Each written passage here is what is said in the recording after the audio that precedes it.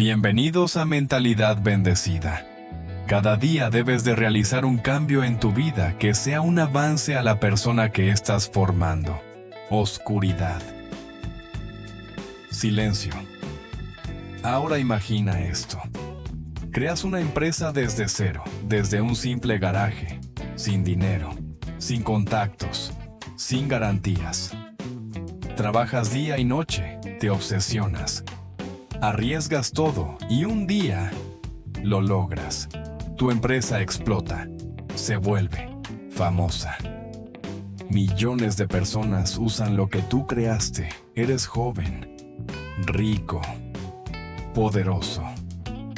Pero entonces, todo se rompe. Personas en las que confiabas te dan la espalda. Las decisiones que tomaste se vuelven en tu contra y sin darte cuenta, te expulsan, te sacan de tu propia empresa. No es un rumor, no es una exageración, es real. A los 30 años, Steve Jobs fue despedido de Apple, la empresa que él mismo construyó, la empresa que llevaba su ADN. En ese momento, todo el mundo pensó que estaba acabado, que había llegado a la cima, solo para caer más fuerte que nadie. Pero aquí es donde esta historia deja de ser normal, porque lo que hizo después no fue rendirse, no fue desaparecer, fue regresar. Y no solo regresar, fue volver para cambiar el mundo para siempre. Esta no es solo una historia de éxito, es una historia de obsesión, de fracaso, de ego, de visión y de cómo perderlo todo. Puede ser exactamente lo que necesitas para convertirte en alguien imparable. Quédate, porque lo que estás a punto de escuchar no es lo que te enseñan en la escuela. Es la verdad incómoda detrás del genio antes de ser un genio, antes de cambiar el mundo. Antes de convertirse en Steve Jobs, fue un niño que no encajaba, nació y fue abandonado. Sus padres biológicos decidieron que no podían criarlo, y en cuestión de días, su vida quedó en manos de desconocidos. Pero ese abandono no fue el final. Fue el inicio de algo que marcaría toda su vida. Fue adoptado por una familia trabajadora. Sin lujos, sin privilegios, pero con algo mucho más poderoso. Le dijeron algo que se le quedaría grabado para siempre. No fuiste un error, fuiste elegido. Y aunque esas palabras suenan hermosas, también crearon algo peligroso dentro de él. Una necesidad constante de demostrar que era especial. En 1960, la escuela no destacaba por ser el mejor alumno, destacaba por cuestionarlo todo. Reglas y autoridad, sistema, nada le parecía suficiente. Mientras otros seguían instrucciones, él las rompía. Mientras otros memorizaban, él quería entender, y ahí empezó a formarse algo distinto. No era disciplina, no era obediencia, era visión. Pero también era caos. Porque la verdad es esta: los genios rara vez encajan. Se aburren rápido, se frustran fácil. Y muchas veces parecen problemáticos antes de volverse extraordinarios. Steve Jobs dejó la universidad. Sí, dejó la universidad. Una decisión que muchos verían como un error. Pero él no lo veía así, porque aunque abandonó las clases obligatorias, seguía asistiendo a las que le interesaban. Curiosidad pura, sin presión, sin reglas. Y fue en ese momento, en medio de la incertidumbre, sin dinero, sin dirección clara, cuando tomó una clase que parecía inútil. Caligrafía, letras, espacios, diseño. Nada práctico, según el mundo. Pero años después, esa clase inútil terminaría definiendo la estética de las computadoras modernas. Aquí está la lección que pocos entienden. No todo lo que haces tiene sentido en el momento. Pero si sigues tu curiosidad, los puntos se conectan después. Así, sin un camino claro, sin garantías, sin aprobación, se estaba formando una mente que no iba a seguir el mundo. Iba a reinventarlo toda gran historia. Tiene un momento donde todo parece pequeño, insignificante, casi ridículo. Y esta empieza en un garaje. No había inversionistas. No había oficinas elegantes. No había garantías de éxito. Solo había dos jóvenes, una idea y una obsesión. Uno de ellos era Steve Jobs, el otro, Steve Wozniak, dos mentes completamente diferentes, pero peligrosamente complementarias. Wozniak era el genio técnico, el que podía construir lo que nadie más entendía. Jobs, Nomtok Jobs, no era el mejor ingeniero, pero tenía algo más raro, más poderoso. Visión. Mientras otros veían computadoras como herramientas complicadas, él veía algo distinto, veía el futuro. Veía un mundo donde la tecnología no sería solo para expertos, sino para personas comunes, para creativos, para soñadores, para los locos.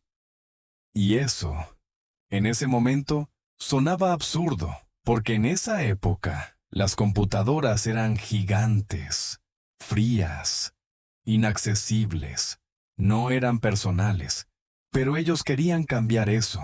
Así nació Apple Inc., no como una empresa, sino como una rebelión. Vendieron lo que tenían. Arriesgaron todo, y empezaron a construir algo que nadie entendía, pero que todos terminarían usando. El primer producto, el Apple I, no era perfecto, pero no necesitaba serlo, porque no era solo un producto, era una declaración. La tecnología puede ser diferente. Y entonces pasó algo. La locura empezó a tener sentido. Personas comenzaron a interesarse.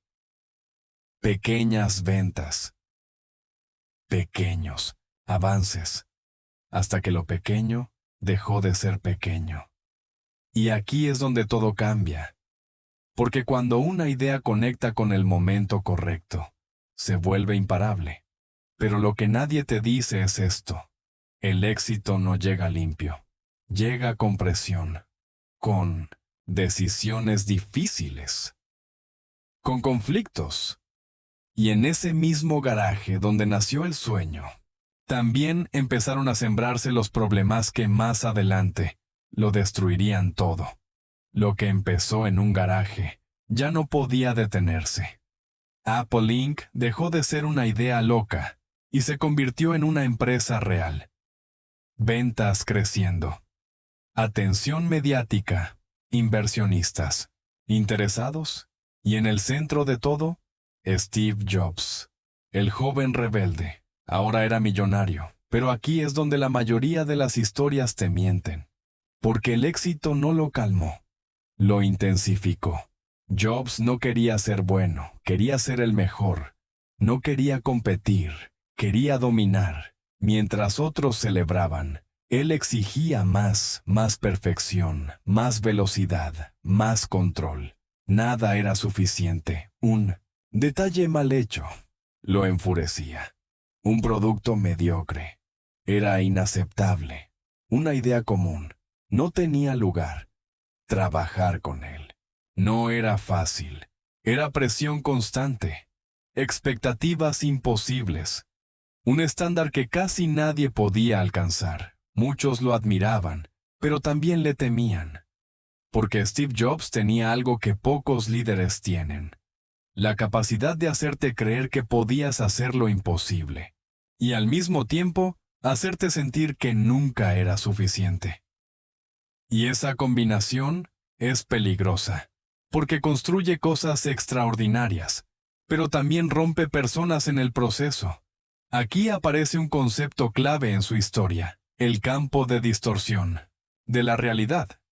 Jobs podía convencerte de cualquier cosa. Podía doblar la percepción. Podía hacer que lo imposible pareciera inevitable, y eso impulsó a Apple Inc. a niveles nunca antes vistos, pero también creó enemigos. Dentro de la empresa, la tensión crecía, diferencias de visión, conflictos de poder, egos chocando. Porque cuando una empresa crece rápido, también lo hacen los problemas.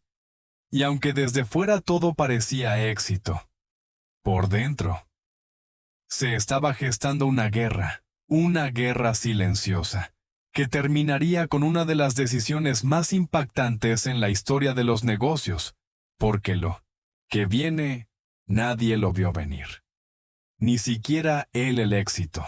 No siempre termina en victoria. A veces, termina en traición. Apple Inc. estaba creciendo, más grande, más compleja, más difícil de controlar. Y con ese crecimiento, llegaron nuevas personas, nuevas ideas y nuevos intereses. La empresa ya no era solo un sueño en un garaje, ahora era un campo de batalla. En un lado, Steve Jobs, intenso, obsesivo, convencido de que su visión era la única correcta. En el otro, ejecutivos, directivos, inversionistas, personas que querían orden, estrategia, estabilidad y en medio de todo, un choque inevitable. Las discusiones se volvieron constantes. Las decisiones cada vez más tensas. La confianza se empezó a romper hasta que un día todo explotó. La junta directiva tomó una decisión. No fue emocional, no fue impulsiva, fue fría, calculada y devastadora. Steve Jobs fue despedido. Sí, el fundador, el visionario, el corazón de la empresa. Fuera, expulsado de su propia creación. Imagínalo por un segundo. Construyes algo desde cero, le das tu vida, tu energía, tu identidad, y un día ya no te pertenece, ya no tienes control, ya no tienes voz. Eso no solo es un fracaso profesional, es un golpe personal. Jobs tenía 30 años, y en ese momento, todo lo que había construido se derrumbó. Durante meses, se sintió perdido, confundido, vacío. Incluso pensó en dejar todo atrás, porque cuando pierdes algo que define quién eres, la pregunta no es qué haces, es quién eres ahora. Pero aquí es donde esta historia cambia completamente, porque ese momento, que parecía el final, en realidad era el comienzo de su mejor versión. Después de caer, hay un momento que nadie ve. No hay aplausos, no hay cámaras, no hay validación, solo silencio. Así empezó la nueva etapa de Steve Jobs, sin Apple Inc., sin poder, sin el título que lo definía. Por primera vez en años, no era el fundador, era solo Steve. Y eso puede destruir a cualquiera. Pero en lugar de rendirse, decidió empezar otra vez, desde cero, sin hacer ruido, sin buscar aprobación. Creó una nueva empresa, Next, un proyecto ambicioso, avanzado demasiado, adelantado para su tiempo. No fue un éxito inmediato. De hecho, muchos lo consideraron un fracaso. Pero aquí está lo importante. No todo fracaso es pérdida. Algunos son preparación. Porque en Next, Jobs estaba aprendiendo a liderar mejor, a pensar más estratégicamente, a construir con más claridad. Estaba evolucionando. Pero eso no fue todo. En una decisión que parecía menor, compró una pequeña división de animación por computadora. Nadie apostaba por ella. Nadie veía su potencial. Esa empresa se llamaba Pixar. ¿Y lo que vino después? Cambió la historia del entretenimiento. Historias animadas, con emociones reales. Tecnología, con alma. Pixar no solo tuvo éxito, revolucionó una industria completa y de repente, el hombre que había sido despedido ya no parecía acabado, parecía más peligroso que nunca, porque ahora tenía algo que antes no tenía: experiencia en el fracaso, paciencia y una visión mucho más afilada. Mientras el mundo pensaba que había desaparecido, Steve Jobs estaba construyendo algo en silencio, preparando su regreso. Porque a veces, la vida no te está quitando algo. Te está preparando para algo mucho más grande. Y lo más irónico de todo, es que la empresa que lo rechazó